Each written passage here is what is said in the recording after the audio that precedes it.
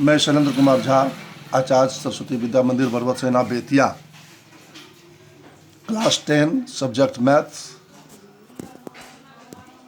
NCERT book का exercise 3.5 हम लोग पढ़े हैं pair of linear equation in two variable में सॉल्यूशन निकालने के लिए।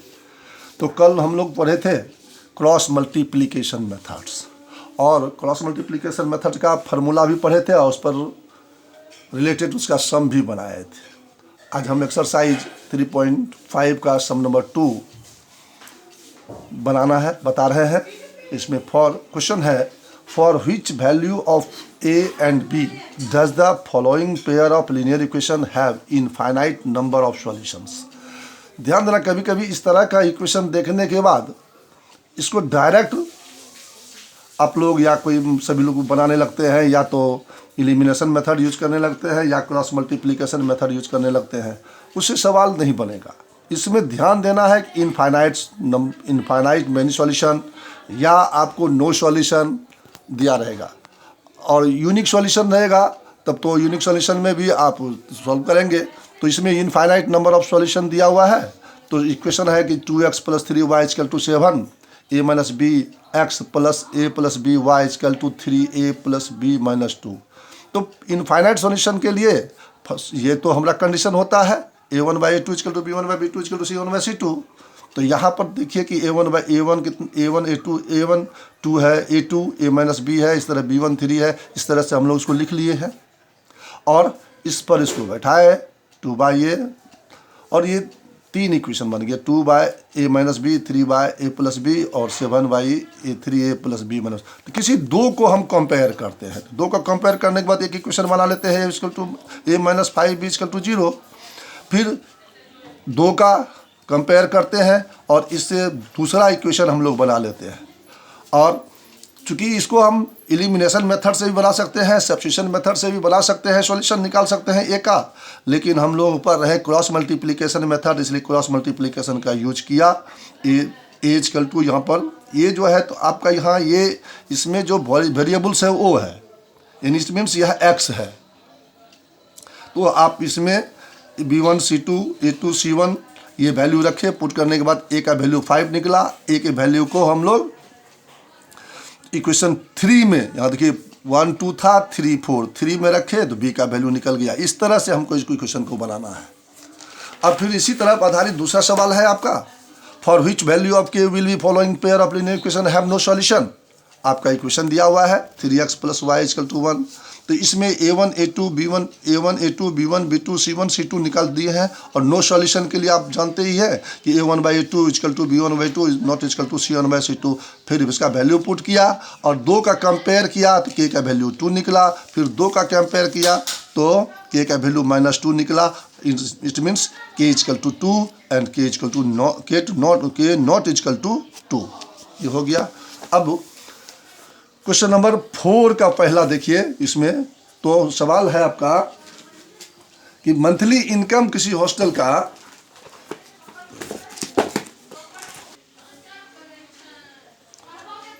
क्वेश्चन 4 का पहला क्वेश्चन है 3.5 का कि a part of monthly hostel charge is fixed and remaining depend on the number of days one has taken food in mess. When a student takes food for 20 days, she has to pay 1,000 rupees and as a hostel charge, whereas a student B who takes food for 26 days pay rupees 1180 as a hostel charge. Find the fixed charge and the cost of food per day charge. तो हमने इसमें लिख दिया let find the monthly hostel charge be x and per day charge is y. First condition तो fix charge जो लिया है 20 day दिया है तो x + 20y = 2000।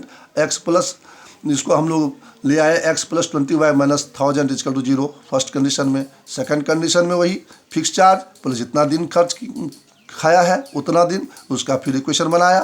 फिर क्रॉस मल्टीप्लिकेशन से हम लोगों ने b1 c2 x का value b1 c2 - b2 c1 / a1 b2 इस फार्मूला का यूज किया, और x का वैल्यू 400 निकला।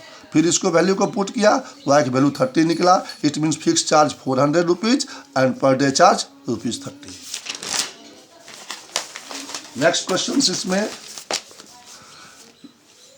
क्वेश्चन थर्ड है आपका, सेकंड छोड़ दिया हूँ मैं। थर्ड है, yes scored 40 marks in test, getting 3 marks for each right answer and losing 1 marks for each wrong answer. Had 4 marks been awarded for each correct answer and 2 marks been deducted for each correct answer, then S would have scored 50 marks. How many questions were there in test? Suppose let the number of right answer is X and wrong answer is Y. Total number of questions X plus Y. In first condition, since 3 is awarded, तो number of questions right answer x है, x 3 into x minus y equal to 0। फिर इसमें चूंकि 1 reduce किया गया है, उसमें कम किया गया है इसको, और दूसरा इस तरह से इक्वेशन फर्स्ट बना लिया। सेकंड कंडीशन में है कि चूंकि 4 मार्क्स अवॉर्डेड है और 2 मार्क्स डिडक्ट होता है, तो 4x minus 2y is equal to 50, इसका भी इक्वेशन बनाया। फिर क्रॉस मल्टीप्लिकेशन मेथड से हम लोगों ने फॉर्मूला पर बैठाया और x का वैल्यू 15, फिर पुट किया इसको इक्वेशन 1 में, तो y के वैल्यू 15 निकला। तो number of right answer is 15, wrong answer is 5, total number of question is 15 plus 5 20। इस तरह से बनाना है। फिर एक क्वेश्चन आपका, इसका फोर्थ नंबर क्वेश्चन है, place A and B are 100 kilometre apart on a highway. किस हाईवे पर 2 पॉइंट है, ए और बी है, जो 100 किलोमीटर की दूरी पर है। One car start from A and another car from B at same time. If the car travel in same direction at different speed, they meet in 5 hours। If they travel toward each other, they meet in 1 hour। What are the speed of the 2 cars? तो total A and B, A and B are 2 points apart and 100 kilometer. So let the speed of car from a point A is x kilometer per hour, from a point B y kilometer per hour. Since total distance is 100 kilometer, when the car travel, ध्यान रखना, when the car travel in same direction, the speed of car, तो क्या होगा, speed क्या हो जाएगा, subtract हो जाएगा, तो x minus y kilometre per hour. और जब दोनों अपोजिट डायरेक्शन में एक दूसरे की तरफ आता है, टुवार्ड्स, अपन उसी की ओर आता है, तो when the car travel toward each other, the speed 8 हो जाएगा, x plus y kilometre. Both the car travel 5 kilometre in same direction, 5 hour, 5 घंटा वो एक तरफ चलता है, तो time into speed equal to distance. इस तरह से 5 से x minus y equal to 20, और इसको मैंने इक्वेशन 1 बनाया। फिर दोनों एक दिशा में, दोनों अपोजिट दिशा में यानी टुवार्ड्स चल रहा है, तो फॉर इच कार बोथ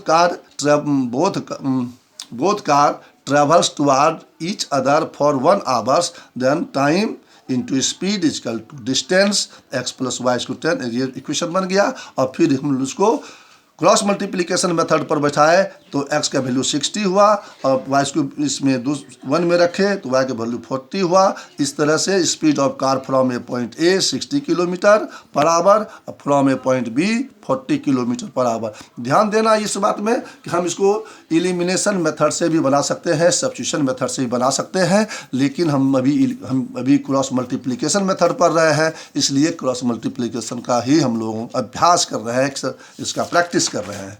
और एक क्वेश्चन, लास्ट क्वेश्चन, बहुत इंपॉर्टेंट क्वेश्चन है ये, कि the area of rectangle get reduce by 9 square unit if its length is reduce by 5 units and the breadth is increased by 3 units. If we increase the length by 3 units and the breadth by 2 units, the area increased by 67 square unit. Find the dimension of the rectangle. तो rectangle में तो length और breathe होता है, तो इसलिए मैंने लिखा let the length of rectangular garden is x and breadth is y। तो area length into breadth, x into y square unit. According question, चूंकि 5 यूनिट जो है उसमें क्या किया गया है, रिड्यूस किया गया है लेंथ में, तो x माइनस 5, और y में 8 किया गया है, तो y plus x minus 5 into y plus 3 इसका टू एक्स वाई, 9 रिड्यूस कर गया इसमें, तो एक्स वाई कैंसिल। तो इस तरह से इक्वेशन बनाया है।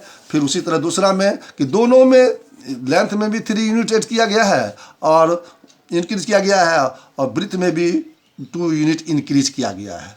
तो और ये दोनों का एरिया जो हम गिवन एरिया से 67 सेंटीमीटर यूनिट अधिक हो जाएगा। अकॉर्डिंग क्वेश्चन मैंने इसको किया और इस तरह इक्वेशन बनाया। तो इसको solving from 1 and 2 for x and y by the cross multiplication methods. तो फिर क्रॉस मल्टीप्लीकेशन x के वैल्यू 17 आया, y के 9 यूनिट आया। The length is 17 units and breadth is 9 units. इस प्रकार से हम लोग देखते हैं क्या कि एक्सरसाइज तो हम लोग बना सकते हैं, इस पर आधारित और भी बुक का एक्सरसाइज आप बनाएंगे। और आपके लिए होमवर्क में रहेगा कि क्वेश्चन नंबर 3 और क्वेश्चन नंबर 4 का सेकंड मैं आपको छोड़ दिया हूं, इसको बनाएंगे होमवर्क कॉपी पर और बना के रखेंगे। जब स्कूल खुलेगी तो मैं आपका कॉपी जांचूंगा। गृह कार्य के रूप में, ये होमवर्क के रूप में ये दिया जाता है, इसको बना के रखेंगे। That's all.